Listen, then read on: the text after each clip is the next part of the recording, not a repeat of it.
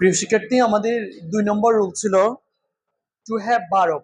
Two have ভার্বকে assertive থেকে interrogate করতে হলে প্রথমে টু হ্যাভ ভার্ব বসে, প্লাস নট বসে, প্লাস সাবজেক্ট, প্লাস ভার্ব থেকে শেষ পর্যন্ত বসে, প্লাস সাইন অফ ইন্টারোগেশন বসে।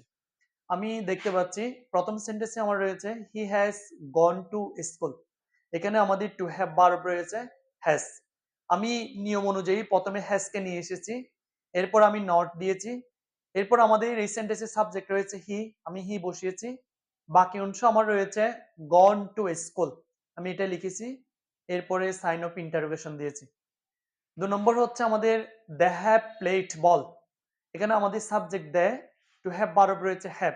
আমি যখন ইন্টারোগেটিভ করব হ্যাভকে সামনে নিয়ে আসব, এরপর নট বসাবো, এরপর দে, এরপর বাকি অংশ প্লেড বল, এরপর দিয়েছি আমি সাইন অফ ইন্টারোগেশন। যদি আমাদের হ্যাড দিয়ে যদি এরকম কোনো উদাহরণ থাকতো তাহলে আমি এইভাবে করতাম টু হ্যাভ ভার্বের ক্ষেত্রে।